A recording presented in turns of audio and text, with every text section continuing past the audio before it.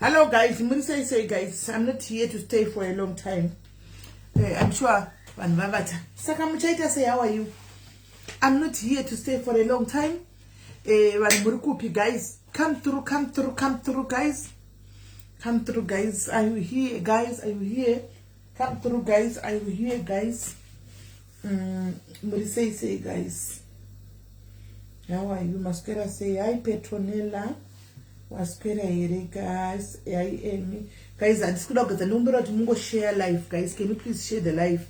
Can you please share the live and take others? Please share the live and share.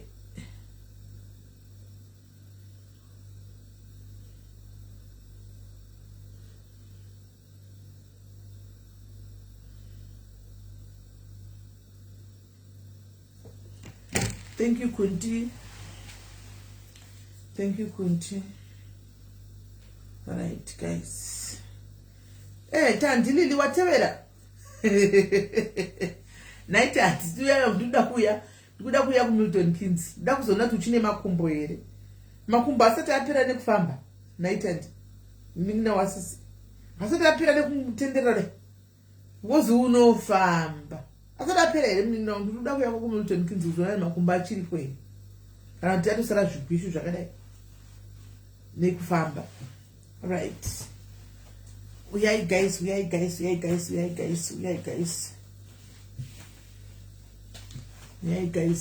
take a share life, guys. Tingo kwana chiro 150 chai. Yes, Jerita, how are you? Yes, Daddy. Hi, Sissy Patty, Morisei. Natasha, how are you? She say. Ndakuona unita kutenderera chaiku. Hi, Gina. Let me say amen before I sleep. Aiwa kamira prayer zvena ikuda. Usongoinda kakawani. Mira ukana prayer yaningirira mutongoinda kakawani. I know kuti ku South Africa kwave late. Inda ngutopinda kubva ku gym.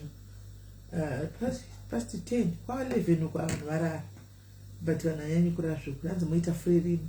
Notandi nondibata kuseri nditori free, so kana wana ndakatogara pano kudai ndiri free. Kana ndisiri free haumbotondibata utombondiwana. Kana ukandona ndiripo kudai so ndinenge nditori free. Ndinenge ndatodzoka zvangu ndagara mumba kudai. Kana ndisiri free aiwa haundioni, haundibati pano palife washiti. Haukandiwani. Hi Dre mwanangu, how are you? Long time. Are you good? And your face is looking slim. Chukundinesa zvokuti uzati chi kumeso kundukuta slim asi pamahipa pandutange pari kuwedzera naiwe. Naitandi pamahipo pacho pakutange pari kuwedzera uzati ndizvinonda zvituka ndakamira pagirasi ndikati chiko chiri kumboitika. Uku ndikona kunge kuri kuwedzera kumahipo kwanenge ati adowedzera kukura uku kuri slim. Tsinde zvibvunza ndikati chiko chiri kumboitika. Zvinizvi. Amen, sure. Amen. Right hand guys, tapa 92 guys, tapa 92 guys. Tapa 92 guys. Si zvamunongoziva guys kuti South Africa kune zvakawanda zviri kuitika, kune hondo dzakawanda dziri kuitika guys. Tofanwa kuti tipote china matrauma wedu ari ku South Africa. Tofanwa tipote china matrauma wedu ari ku South Africa because honestly the situation is not nice guys. The situation is not nice. And we really do understand them even when they say kuti kumba kwacho toenda kumba sei. Unongo still prepared guys. Kuenda kumba kwacho kunoda kuti usimuke chiti ndakuenda kumba uchizvudza wega pachezva kumwoyo mako kuti you know what, I think it's high time, I need to go home now. Usimuka uchirongedza uchioneka vanhu guys. Zvokungonzi ndakumba zvataona maona vanhu kumalawi nhasi vanga vakapiwa mabhasi vakawanda vachikwira mabhasi vachienda guys. It was sad. Kana maona ma pictures, it was sad. vachikwira mabhazi momo vachienda kumba zvanga zvichitohwisa tsitsi mufunge. Hai angu Tindo zvanga zvichitohwisa tsitsi andimazviona because vanhu vanga hapana vamwe vanhu vakabata mabhegi chete vamwe vakabata masechel guys. Imagine unenge wabva kumusha wapinda muSA 20 years kuna vanhu vane 25 30 years andowana uriko unenge watobuilda life ikoko guys. Unenge watobuilda life. Ndaona video imwe musikana mumwana so I think ave kuma 2021 achibvunza mubvunzo kuti like for people like us vakazvogona South Africa handimona life yedu yese takakurira South Africa. I know nothing about Zimbabwe. Now I'm told kuti enda kuZimbabwe. Am I going to adjust to Zimbabwe kwacho? Angatori murodhi kuenda kuZimbabwe mwana yeye. But asvika zvake kuZimbabwe. Handimona. And angachiti I'm trying to adjust. Achibudisa chingwa chekuZimbabwe achinda Jera Albany. Ameno chimwe chinonzi Proton chiri kuZimbabwe changa achibudisa you know things like that. And because page rake mwana yeyeka pakatozara ma South Africans kureva kuti apatorina masimba ari pakawanda. Pakatozara kureva kuti angatori mwana akazvarirwa kakurako. Ndivana Shakira. Handimona. Ukuti shona cheche akandozodzidzira kwatisi chichitaura mba kumutinyora shona hagoni ozongonzi chibuda uindi. So it's really sad guys. It's really sad guys. And anyway kumba kudzokera kumba kunenge kwakanaka but takutya kutora kutoka kweropa because my prophecies aya ari kuramba achiwanda from all corners of the world. Anachingoti ngatina matirei vanhu vari South Africa dzimwe nyika chaivo mafundisi mapastor dzekune dzimwe nyika chaivo maprofesa akuramba achingwana ngatina matirei vanhu vari kuSA ngatina matirei vanhu vari kuSA. Handimona ndaona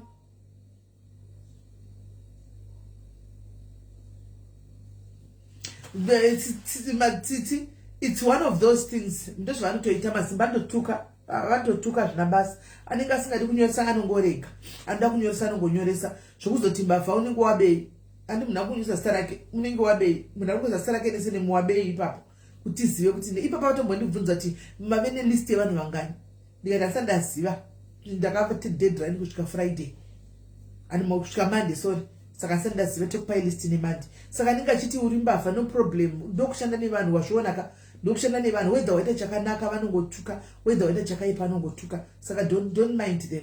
Iwe ngonyora mazita ndanyoresa ingonyora mazita anoda kunyoresa chete. So guys ndangofira kuti tiri pana pa ndambokwira vauye guys timbonamata tichimbodanawo Mwari kuti Mwari vapindire vedu vachengetedze vanhu vedu vachengetedzewo maforeigners masimba ariko ku South Africa iko kuti chero panonzi paita pari kuita danger ivo wangu vachidarika handimona wangu vachidarika thank you Faith Makarichi, thank you very much, thank you, I really appreciate kuti vadarike zvakanaka panonzi pakuita nyonga mazimba angove invisible guys vangove invisible vangodarika vasingaoneki kuti pane vanhu vadarika pano pashayikwe kana munhu. Ndiye anonzi short TZW something ndiye MC pashayikwe kana anything chinonzi chaitika pamuzimba kana kuti chi atingavaudzi kuti bhazi riini ka because tinofanwa kuzonzwa neembassy ka right now embassy ida kuona kuti vanhu vacho vangani kuti kwanze kuprovide mabhazi anoendera nevanhu nai vanounza bhazi 1 vanhu vari kuchida mabhazi 10. Saka list ndio ichadisemaina kuti ivo chizoziva kuti alright taona list ivo voronga kuti kuruda mabhazi akati vochitizoziva kuti mabhazi vanhu achakwirira achafamba so right now isakangonzi mazita ndo atisi kucollecta atingakwanisi kuudza consulate zvokuita. We can't tell consulate zvokuita kuti todai no isu takanzinga vanyorese mazita tione kuti vanhu vangani chedu kunyoresa mazita zvokuzoti zvinofamba sei mabhazi achatangira papi kuti ari kuuya rini musi upi iye vari kuziva deadline yakanzi musi wa30 isu chingoipo chite kuti vanhu vagonyoresa mazita ndaunyoresa mazita then taisa mazita tonzwa zvizhinji kubva kuna ivo kuti vari kuti chii animaona kuti vari kuti mabhazi acho anofamba sei animazviona taonawo nhamba because chandotoziva kuti bhazi rere kuEastern Cape rakatosara vanhu rere rekuEastern Cape kunogona kutobva 3 yakazvimirira kuEastern Cape animaona because kunotori nebhazi rakatozara kudhara revanhu vari pakembira ibhazi rakatozvizarirwa kudhara riya animaona ibhazi rakatozvizarirwa kudhara riya. Saka kunoadosha vari kuti toda kutanga taona kuti vanhu vacho vangani varikuda kuenda kumba ari kunyoreswa pane ari mucomment section makanzitsitsi rinoona animaona. Saka please vanhu vari kunotuka tsitsi muchiti chichi imbomira kutuka tsitsi haana chaanoziva handi akatokumbigwa neni saadmine pano kuti ndinyorerewo mazita because handiwani nguva yacho kuita izvozvo handimaona. Otherwise inini wacho nawo handitozivi kuti mabhazi acho achafamba sei hatisandaudzwa information indakangokumbira kuti ipaiwo vanhu vedu we hamusi kuda zviri kuitika kuti dzimwe nyika imangoti zi vakati mazita acho list vanacho vangani ndandisingazivi chidai munonyora list yacho moya naitotangira ipapo ndikauya ndikatinyorai list saka mukazobvunza zvakawanda anenge asingadoziviwo guys musamutuke zvenyu hana chanitombozivawo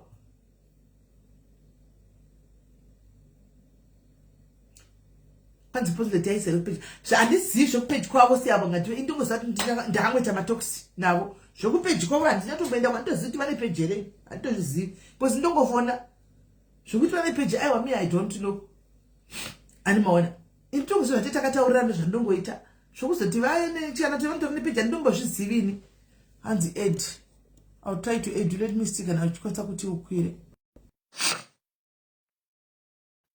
atona letsopo unapinda ane peji ndozito ane peji ai tete Sismeli maswera sei my diaries. maswera sei Ndaida kungotaurira hangu palife. I think vanhu vachazoteerera life va. So far ndine vanhu vatosvika kubhadhira something vandanyora vanhu vachiri kuuya zvavo vachinyoresa. But ndanongoudza vanhu kuti semaZimbabweans we are not doing this kubatsira vamwe vanhu. We are helping each other sefamily sevanhu vamwe chete. Then unozotoona kuti munhu ane ukazomutarisa munhu wacho achikutuka unotoona kuti umwe munhu ane achitoda Mwari Sismeli. Imagine kuti unorega zvinhu zvaunenge uchiita ifonerwa makuseni ndafonerwa kubva makuseni na6 taona namba dzenyu ndinyorei. Handiti munhu kwauchimunyora unonyora zita rake wobvunza kuti uri kupi kuti uzive kuti bhazi racho uzotora kuCape Town kana kuti uri kuPort Elizabeth handiti. Munhu onyoresa zita rake zvakanaka oti ndine vana oti vana vacho vangani chipei mazita manheru konzi saka zvinhu zvoende zvekunyepa mukutinyora mazita mabhazi acho asingauyi hamusi kutipindura kuti mabhazi anouya ari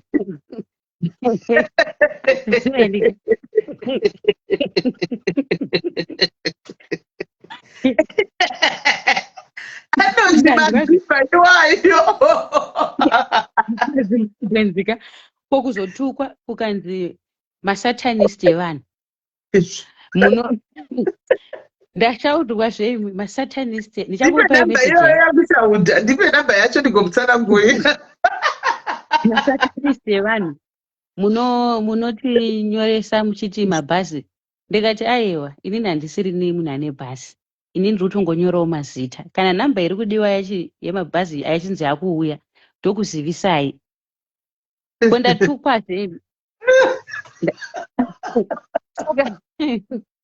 pamwe pachoka tongoona wega umwe akundifonerawo murume akundifonera Sismeli munhurume halo saka zvandaita afona nevidhio call ndangodaira foni iri pasi saka yanga yakataridza mudenga akunditumira chinhu chake chii chakadero ichocho maZimbabweans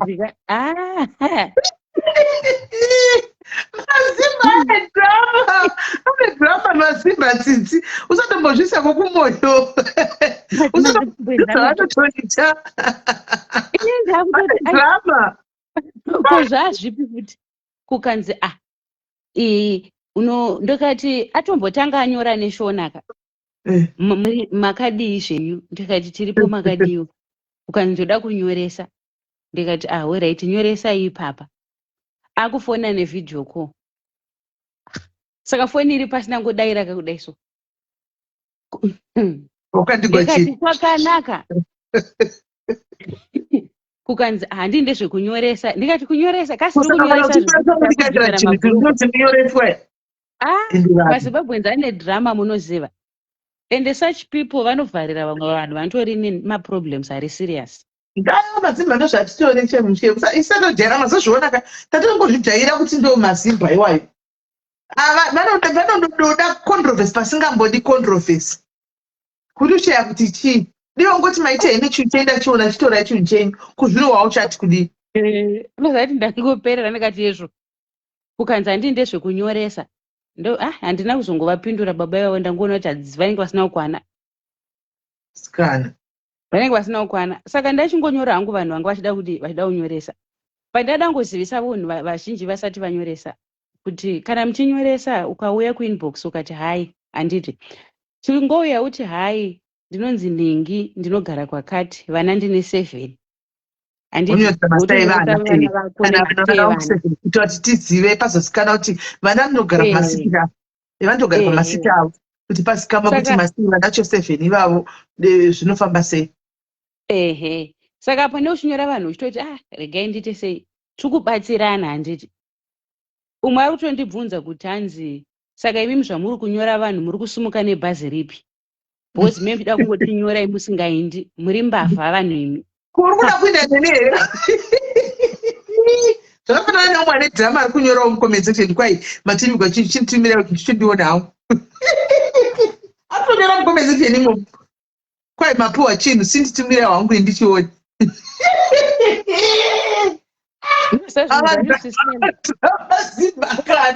Masimba munopoda asikaziva munofunga nepai chaiko chaiko. Munofunga here mumusoro menyu kana kuti munofunga nepamwe pasiripo chaipo. Hanzi muri kupi mimi tibatane. Kana mimi musingaendi zvorati muda kutichekeresa. Ndikati naye imi mai kuinbox kwangu mambosvika sei? Handiti mauya muda kunyoresa mazita. Nyoresai kamazita. Kamusiri kuda kunyoresa regai. Moza maZimbabwe kutaura chokwadi maZimbabwe ane drama. Ane drama maZimbabwe. Saka vamwe maenda zvonati sure vamwe maenda zvawo dzanakati manje imi munogara musoshanguve omuka. Inini ndiri pamaupani ndine boys rangu ndosora ndasvika. Ndambigwa mazimba. Ndoyapo pasoshanguve apa ndikakurinhai zvekuti ndavaudza mai vavo. Ndikati ndinoya pasoshanguve ndikakutsikai zvamusati mamboona. Vanhu vekwaMeli Diaries muri mbavha muda kutibira muchiita zvemabhazi Meli mbavha. Ndikati ini ndinoya ndikakurovai zvino kusoshanguve ikoko. Ndapedza kukurovai futi mapurisa ekusoshanguve ikoko agokutorai agokuisai kunyulo kuko. Hamuna mapepa asi muri kundituka. maZimbabwe sisimeleka vanoda apa vauya kuinbox kwangu vega vachida help. Ini ndiri kutobatsira ini ndiri kutovabatsira kuti vanyorwe mazita vaende havo kumusha. Saka guys honai uyu haana kana chaanotoziva handitika haana kana chaanotoziva anotowo munhu wokuti takatokumbirawo kuti chindinyorerawo mazita because handingawani nguva yekuti ndikwanisa kuita zvemazita ine ndiri kubasa ndina nguva yacho iyoyo. Anoona chinyoresai kuna uyu ane flexible time guys. Inini wacho kutondibvunza kuti bhazi racho rosunga riini nguvai papi handisati ndaziva. Ndiri kungotevedzera instruction yekunzi chiuyai nemalisti evanhu tione kuti vangani ndosaka tiri kutonyora. Totozokuudzai kana tapiwa feedback information kuti no taona kuti mabhazi saka achauya akazoti ozofamba kadai todzoka tiye tokupai information. Saka mukaenda kwamunononyoresa munogwana uyu munoti tiri mbavha kuseri ikoko guys. Ina ndingazviti tichida kubirai chiini. Kunyoresa kwenyu tambokuti tipe mabhengi details enyu. Handiri kungotinyoresai mazita enyu saka mazita enyu tokubirai chiisu pamazita enyu tichabendikupai tiri mutombo. Tokuchekesai kupi mose 100 tokuchekesai tingakungozi yacho tingaigori kuchekesa vanhu 100 chakadaro vanyoresa kuna uyu chete. Vatsiurei inini hangu munhu anouya kuinbox kwangu achitaura kwasina kuswera. Kunyanya akatoita munhukadzi akatoita zvekutore ma70 kgs ndomudonhedza nechibhakera. Handidi kuchijairirwa. Aiwa munhu akangondudza ndirara ndomusvikira panzvimbo mandikanganwa. Ndosvika zvakanakisa. Asi kuti unozosvika munhu ngavarege kundiita benzi. Umwe munhu unotoona kuti ane tsvina pafoni sisimeleka. Unotoona kuti profile picture ane tsvina nzeve inoonekwa tsvina papicture apa. Akapfeka zvemaJesus zviya asi anokushaudha. Munhu ari kuda help zvinodhina zvokuti vavo varume vakuru vekuZimbabwe ndoinonzi charity work yacho dhiya. Ndoinotorwadza zvine masadza ndo charity work yacho indorwadza because zvimwe zvanosangana zvo unozvibvunza bvunzo kuti do I really deserve this? Sure, but unoti ngochitokuza kuti you are working for God, you are not working for these people because these people they will take that shit and throw it straight to your face and one. Saka ukangozati zvinhu zvakuita you are not doing it for them. Andika uri kuitira zvako Mwari. Andika panochibatsira ivo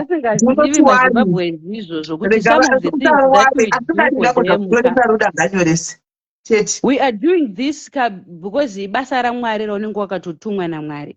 Nhasi handina kana lesson randaita sesimeli mozviziva. Handibve chirono zvamunoziva, but ndaisa mabhuku angu uko ndikati okay, let me take my time to attend these people. Some of them ndo vari busy kubudisa zvinhu zvisingagezwe. Ngavagezwe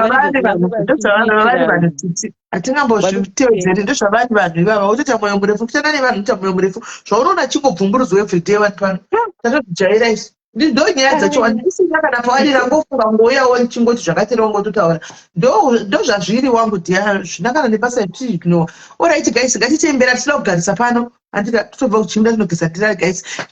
Zvo zvanaida tochikuridhe prayer zvinoda kutanga wati kwai ndodhadha vanhu uchatilidzira prayer sei moziva kuti chika handidi kukunyeperai, handina problem. Chiro mukati maita aenda kuJoburg anytime ndinobuda ndigoenda kuJoburg, maita aenda ndinoenda. I'm doing this because ndo zvinhu zviye zviri paground. We are doing this to help each other sevanhu handiti. But some of the things maZimbabweans vamwe vedu havatori zvinhu serious. Havatombooni kuti zvinhu zvavari kuita izvi zviri kutovakanganisira life. Unofanira kuziva tiri kushanda nevanhu vakasiyana siyana vari kubva kumabhekground akasiyana siyana. So reasoning capacity nementality yako haisiriyo reasoning capacity nementality nevanhu vese handiwaona. So ndosaka ndakuti kazhinji vanhu vanotuka kuenda kumaprofile unotoperegwa but unongozoti Mwari muri dombo handiwaona. Amai vangu vachinituka vangu vakapfeka zvemajisasi zvavo ndazongovati mainini dai ndipa address ndakuisira heyo. Guys, kana vari pokatisa guys vada kuleader paprayer guys, let's pray for our fellow families in South Africa. Ivo vacho vakutuka ivava, let's pray for them at least for their safety guys, for their safety. Kana varipo zvavo vanosindwa nemweya waMwari vaviri vatatu guys to come and lead the prayer, can they please come? Timbonamatira vanhu vari kuSouth Africa. I don't know why my spirit it has been saying that. It has been saying that the whole day. My spirit was saying that the whole day. Kuti panoda kuti pangonamatirwa vanhu ivava vari kuSouth Africa mese zvenyu so that you are covered. Pamunofambawo mungove nemweya wakangokukomberedzai, mweya waMwari wakakukomberedzai unokubvisai pajodzi, unokuyambudzai pari kunzi panopisa munongoda yambuka pasina chaitika. Animaona.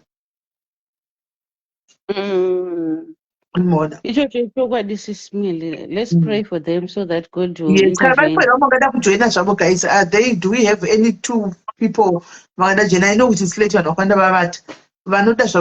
guys, and pray for those people and for our fellow sisters and brothers. Panevana varikufuti kuZimbabwe kukovana South Africa kukovana varikuto vipanguva yakaoma right now because vakungombeya nevabereki vasitombowisa chichiri kuitika animona vana chaivo. So ndaona vamwe vana veSouth Africa vadiki vachitema shop vachitema vana vadiki vechikoro vakapfeka uniform mufunge vachitoita mweya wekuparadza chako shop, kutema shop yavangu vachitenga everyday pamukula animona vachita kutema chaiko. So unotoona kuti mweya wacho ndingosiri mweya wakanaka. Varipo yoda kukwira ndamundo vanhu vese pana pamakayetuka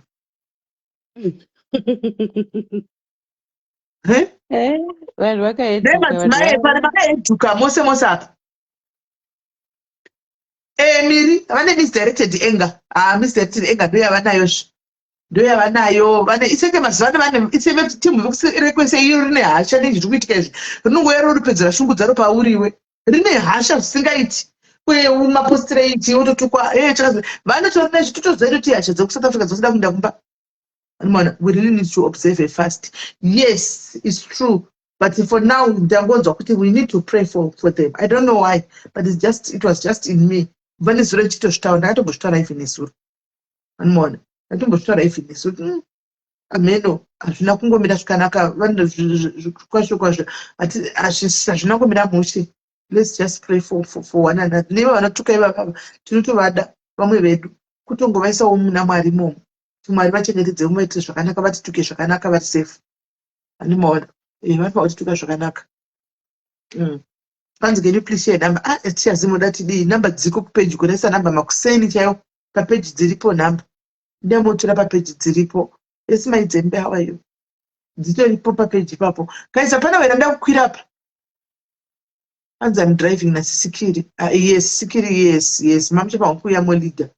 Mamja imbo pakaika pasaidi mungokwira just 10 minutes prayer zveni mopinda moenda mberi 10 minutes prayer ingo pakai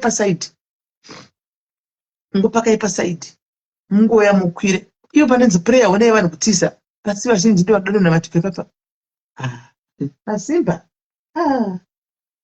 uye mboto hanzi I don't know how to pray. Just read your request. Ukatisa mafoni yako pazasi apa live panapa pane chimupicha chechini number 3 chine kamunhu so baya ipapo pafoni yako ukatisa pazasi pafoni yako pasi pane after pane chifananidzo chemasters icho pane chinenge chifananidzo chevanhu chiripo so unokubaya ipapo ndiri kudhonza from here. Hi Rose, how are you?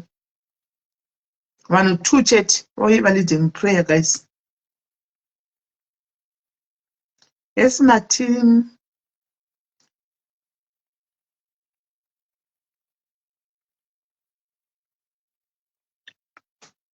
Or decline. I'm going to do a pass. Or decline. Hi guys.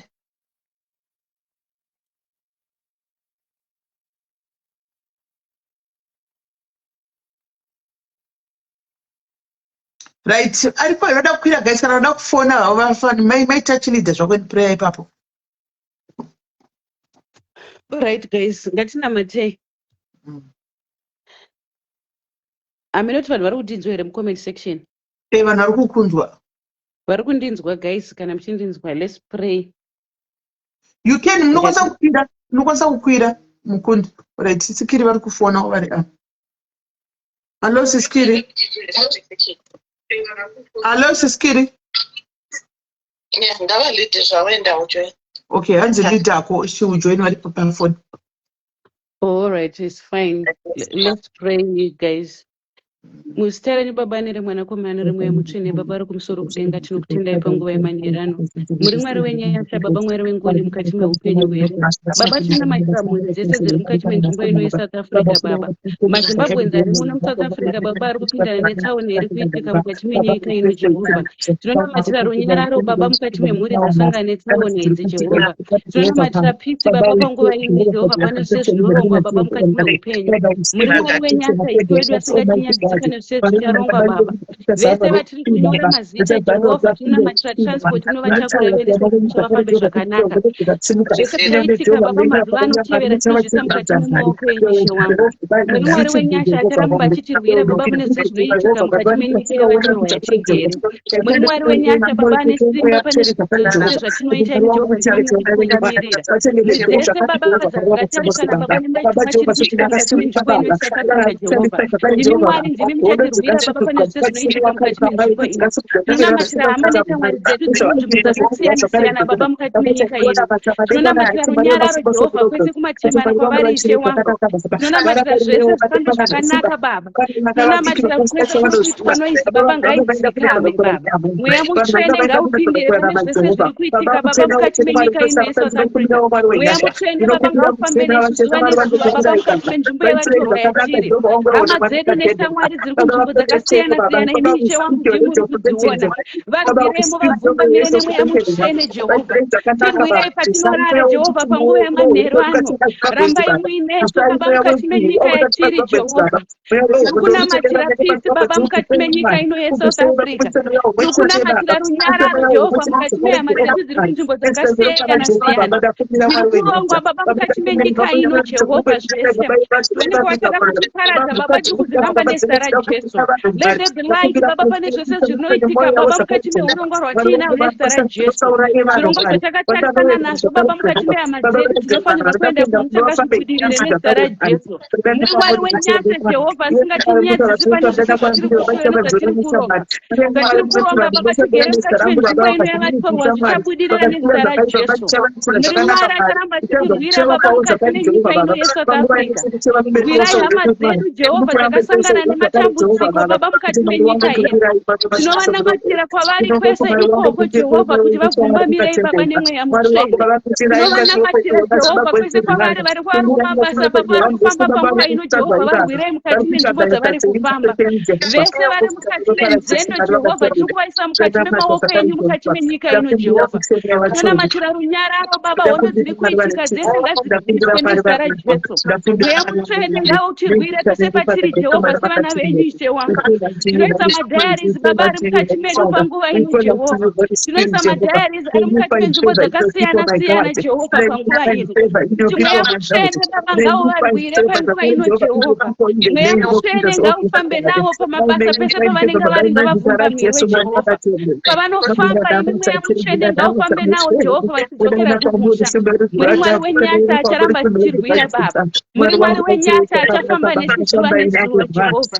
muri Mwari wenyasha baba achatirwira mumabasa matinoshanda muri Mwari wenyasha acharwira vana vedu zvikoro chaizvo ishe wangu patinofamba baba nengoro dzemoto famba inesu Jehovha patinofamba Jehovha patinenge tiri imi Mwari tirwirei pandinotaura zvakaipa Jehovha mazita evana veZimbabwe Jehovha ngapave nerunyararo panotaurwa baba mukati menyika yedu yeZimbabwe mazita edu zvese zvakaipa zvese tinozviparadza nezita raJesu let there be light baba mukati memaZimbabwe ari munyika ino yeSouth Africa Jehovha let there be light baba pane zvirongwa zvese zvicharongwa ishe wangu mukati menyika yatiri ino Jehovha tinonamatira runyararo baba mukati menyika ino yatiri ishe wangu tinonamatira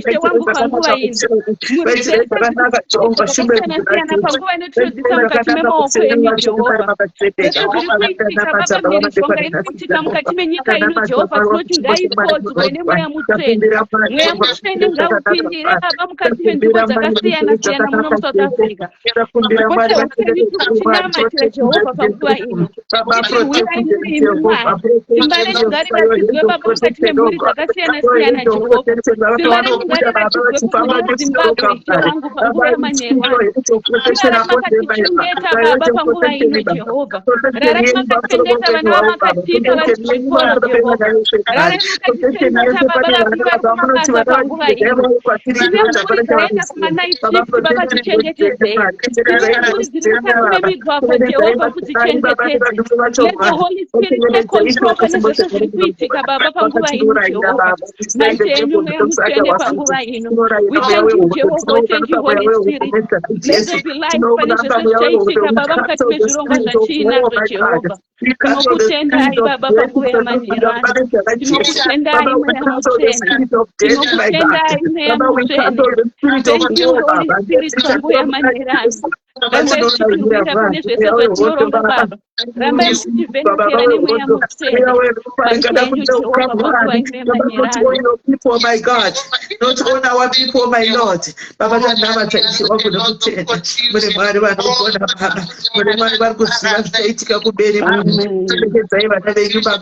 say Baba only a Pharaoh Yamata you marry. Only a Pharaoh the courage of you marry. But they say Baba Musa see Baba they cross Baba cross say see Baba Mukatine Jaka Jehovah Baba Buddha wa masimbozi especially amasaka nachoka chawangoda bayichesha kakaka kabata kubira mali baba ngochinja situation mali kungobete nyararo zvakare Jehovah kungobete nyararo baba zvinodzokera benchi noma Jehovah baba kungobete nyararo baba vanhu vari kushandira muri dzavo vashandire muri dzavo baba ndakubira baba tsakani neropa raJesu baba moyo yaFarao baba yakavagara panguva ino Mwari ivenudzai moyo iyoyo baba bata imoyo yaFarao yakaoma zvakare Jehovah baba moyo yakaoma zvakare Jehovah iyoyo baba imerovedzei nezita raJesu baba tinokutendai Mwari wenyasha takutendai Mwari rasingapindikani neropa raJesu Mwari wetsitse takubira baba vakatendeka baba neropa raJesu mutsvene wavachena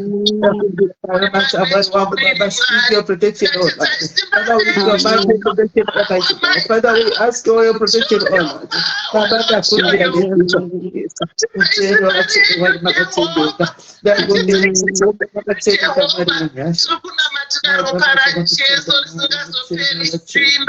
Father, I pray for the hedge of protection protection, my God. Hedge of protection, Jehovah, hedge of protection. Oh, we take the blood of Jesus that speaks better things than the blood of Abel. We call upon the blood of Jesus upon the people in South Africa, Jehovah, our brother witness. Jehovah, amuzi mwari munokurirwa imimi muri mwari vechikuriri mwari defeatwe Jehovah. You are not defeated. You are not defeated yet. The devil has no power upon you, children, Jehovah.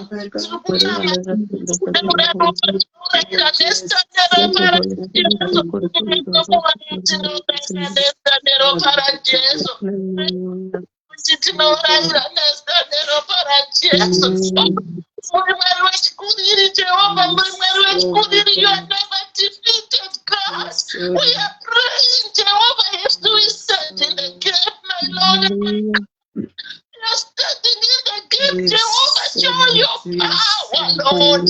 Your power.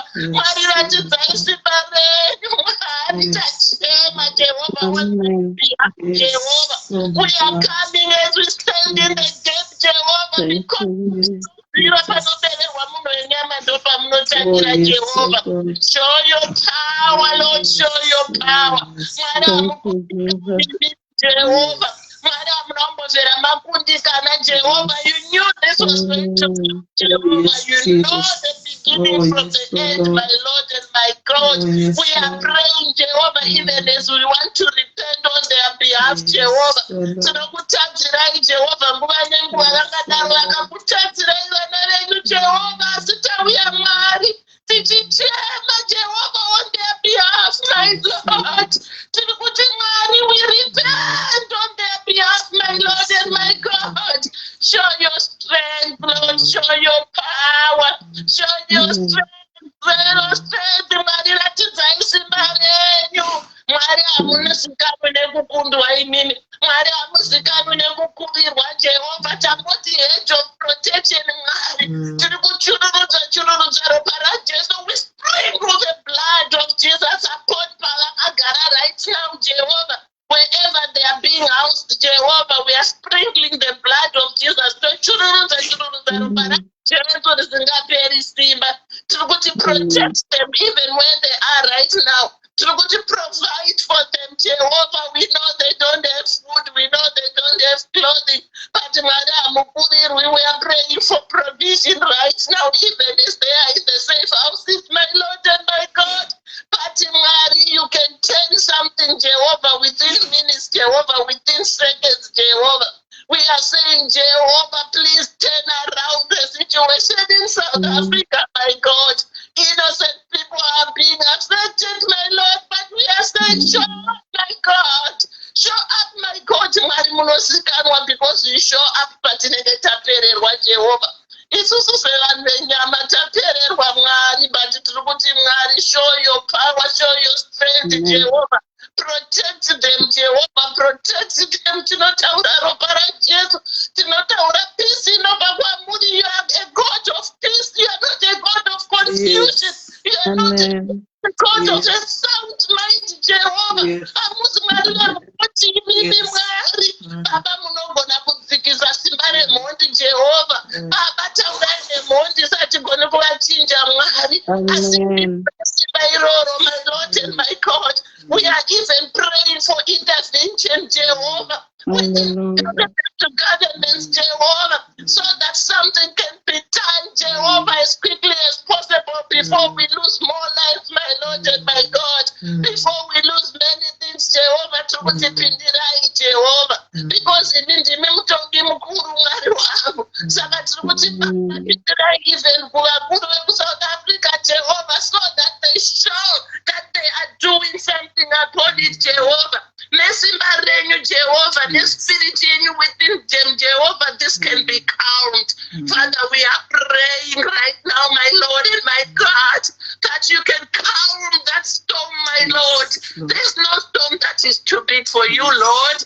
There's no storm that is too big for you. There's no situation that is impossible in your eyes. So we are saying, Jehovah, calm that storm, my my Lord and my God. We are saying, my God, reverse that situation, God, because you can do it. Baba, tiri kumira takabata musoko renyu, Jehovah. Nekutadza kwedu, Jehovah, asi munotinzwa Mwari. Tauya kwamuri, Jehovah, tichiti tinzwe iwo right now, Jehovah. Intervene, my Lord and God, in that situation. Baba, makanyaradza dutu wani, even pavaikrosa vanapita, Jehovah. Nyaradzai dutu rabuda muSouth Africa, Jehovah. Nyaradzai Mwari, calm that storm, my Lord and my God. We are praying unto you, Jehovah, and we are believing through your word, Jehovah. We are believing because Mwari amunongomvera makatinyadzisa. Soko renyu rinotaura Mwari kuti venyu hamuvanyadzisi, Jehovah. Tauya kwamuri sevana venyu, Jehovah, hamusi kuzotinyadzisa. Mwari musatinyadzisewo, pindirai, Jehovah, pindirai, tachema, Mwari wangu, on their behalf. Whether vakakutadzirai, whether havana, Jehovah, but Mwari munozikanwa muri baba vanozvira tsitsi. Munozikanwa muri baba vanoratidza, Jehovah, ratidzai simba renyu. We thank you, Jehovah, for you know you are going to do it, Jehovah. Baba, soko renyu rinotaura kuti before we even call, Jehovah, you will have answered. Jehovah, you knew by this time we were going to come to you as we cry, Jehovah. Oh, Baba, tafugama nemadzi nemakokora, tachema, Mwari wangu. Tachema on behalf of our kinsmen, Jehovah, we are in South Africa. Jehovah, who don't know what to do next, my Lord and my God. Oh, they went there because they also wanted to fend for their families, Jehovah. Right now, Jehovah, kuraramisa muri dzavo, Jehovah, ndo kuraramisa muri erengoko, Jehovah. Oh, Mwari munozikanwa, munonyaradza madudu, munonyaradza hondo. Mwari, nyaradzai hondo dzaitika idzodzi, Jehovah. Pindai, we pray for the Holy Spirit to actually get into those people who are causing this. Holy Spirit, you can stop them, and we know that. And we are believing in you right now because we know, Holy Spirit, you can stop this nonsense. You can stop this confusion. You are not a God of confusion. You are a God of love. You are a God of a sound mind. Oh, we pray, Jehovah, show yourself, my Lord. Show yourself, Marita, Jehovah. We are crying on their behalf, Jehovah. We can't afford to lose many more lives, Jehovah. Amen. We can't afford to lose innocent people, Jehovah. Please show your power, my Lord. We come before you, throne, Jehovah. Nekunyakaza kwedu, Jehovah, distraction. But we are saying, Jehovah, we are crying, Jehovah, that this has to stop, Jehovah. Innocent lives, Jehovah, have to be preserved, my Lord and my God. We are coming as we stand in the gate, Jehovah, to put him Jehovah, tachema, Mwari wangu, tachema, pindirai, Mwari, pindirai. Even one life, Jehovah, is too many a life to be lost, my Lord. Too many a life, Jehovah, because there will be a family that we have lost one of them, Jehovah. Saka Baba, no more lives to be lost, Jehovah. No more human lives should be lost, Jehovah. Pindirai, Mwari, nzeve dzenyu hadzina kuvarika, Mwari munotiteerera. Mwari makatiti zvinhu zvakaomarara zvihombe, Jehovah. Hamusi kuzowanikwa muchinyarara panguva ino, Jehovah. Hamuwanikwi muchinyarara, Jehovah. Tinoziva kuti munotidoria vakasendereketara maurererekesi tererekesendere oretererekesi akatererekesi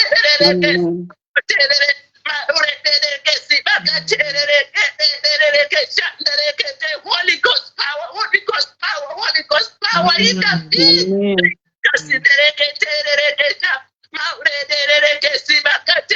Oh, have your way, my God. Have your way, my Lord. Intervene. Father God, intervene on their behalf, my Lord. Intervene on their behalf. They know not what to do right now, Jehovah. Except that you give them the wisdom of even what to do. Except that you even open the doors, Jehovah, that they are going to be helped, Jehovah. I hear the kids are not even going to school. I hear they don't have clothes, they don't have enough, Jehovah. But muri Mwari vakaprovide mana wani Jehovah. You are going to provide them, Jehovah, as you find a way, Jehovah, of solving this situation, because Mwari hamusi Mwari muri kunokurirwa. Timi makasika denga nenyika wani Mwari. Zvese zviri mairi nyika ndezvenyu, Jehovah. Hamuwanikwi muchikurirwa just by the rowdy people that are causing confusion. Jehovah, you are not a God of confusion. Jehovah, you are not a God of confusion. Oh,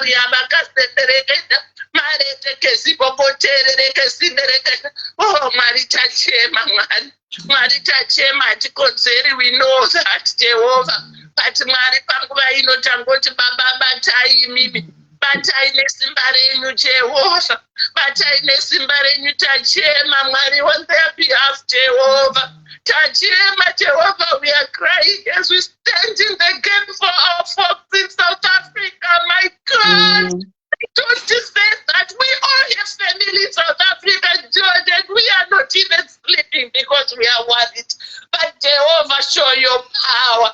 Show your power, Jehovah. Even though also Jehovah, just show your power that they will eventually come to you, Jehovah. Let it be this a landmark, Jehovah, that you are going to show them. And you convert them to know you, my Lord and my God. Oh, Yabaka Sendereketa, Mareke Siboko Tereke San,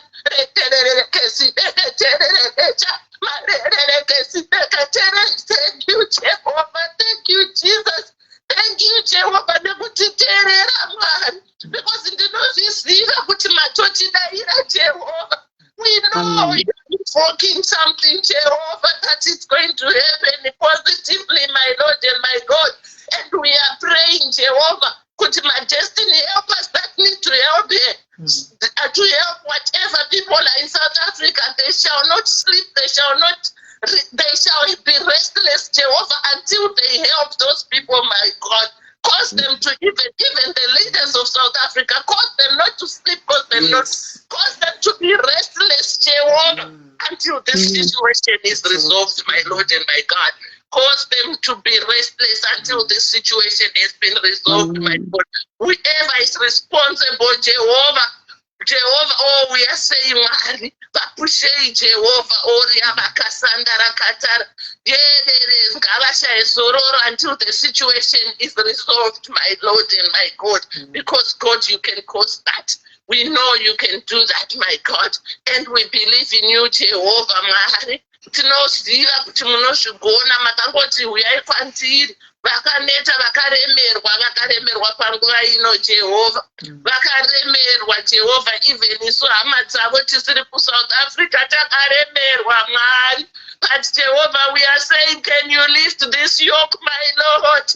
Can you lift this yoke, my God? Oh, we thank you, Jehovah. We thank you, Holy Spirit. Oh, Baba, toda kutendai, Jehovah. Because tinoziva muri Mwari vanodaira. Tinoziva kuti hamusi mati, Jehovah, kuti musanzwa minamati yenyu, musanzwa chikumbiro chenu. Tinoziva Mwari, even tauya kwamuri. We know, God, your ways are not our ways, Jehovah. I know you have your own way of settling this, Jehovah. But whichever way you are going to settle it, Jehovah, tauya kwamuri tachema, Mwari. Can you calm this storm, my Lord? Yes. My God, count this storm, my God. May you settle this issue, my God.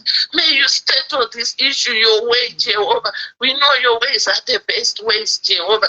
Isusu tine way dzedu dzatinogona, but Jehovah, you are the ones who brings the wisdom to us. Asi tiri kuti Mwari, imi kana mune yenyu nzira. Show yourself, my Lord. Show yourself. Toda kutenda Mwari. We thank you, Jehovah. We exalt your name. We lift your name on high. Amen. Amen. Thank you very much, Sister Kiri. Thank you, my sister. Driver. Thank you very much. Thank you. Right, guys. It was just a prayer.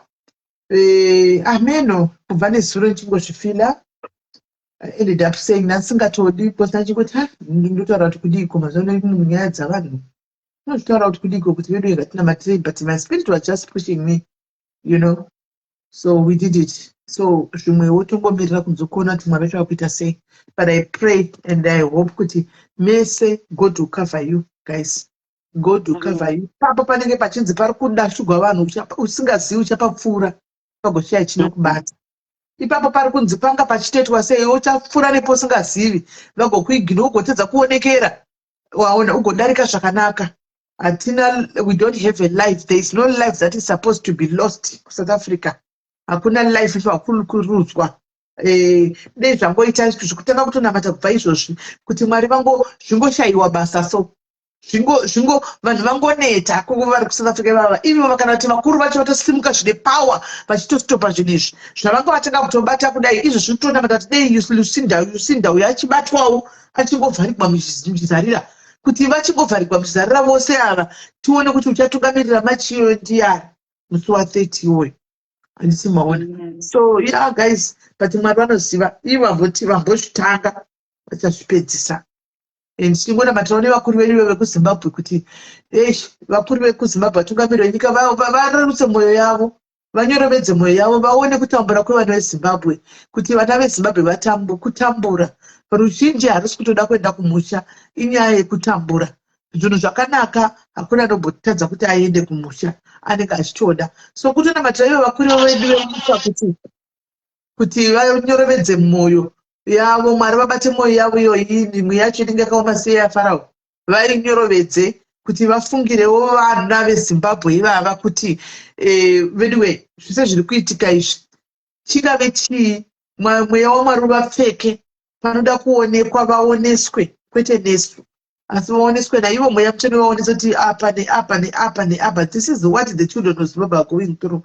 Panoda kugadziriswa, pagadzirisike. So guys, maita don't worry about it. Tichingonyoresa tongoramba chikwesa kuna Mwari kuti Mwari vapindire. Tokuita kuna Mwari kuti Mwari vapindire. Yes, just remember you are not doing it for them, you are doing it for God. You are asked to go kuitira iwe, iwe kuitira Mwari, zega vatuke kuitira Mwari. Iwe riwanda kwavo iwani kwavari uchawana kuna Mwari. Siya vatuke, just ignore and write their names, simple. Yeah, mazita tunyora. Tatuwa ni 100. Pane mamwe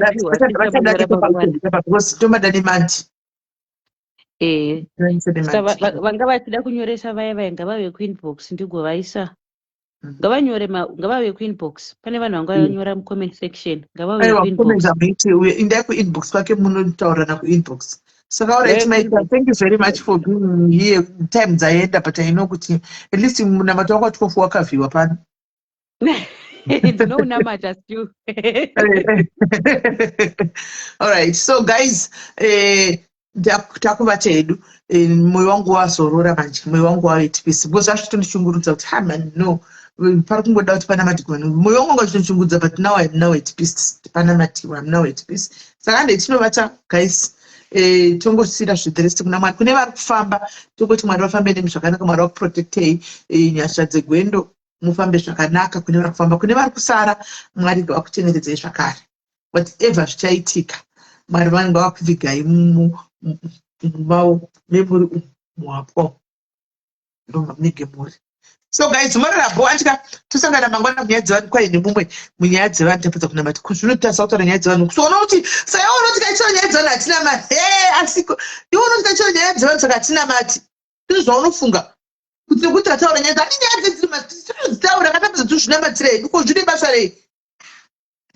Vafundisi vaona chikometa nyaya dzevanhu dziri mastreet zvina basa zviya tichitopedza kupa tichitonamata. So guys, muve neusiku hwakanaka guys. Time yaenda tobatsana mangwana. Morarabo, good night.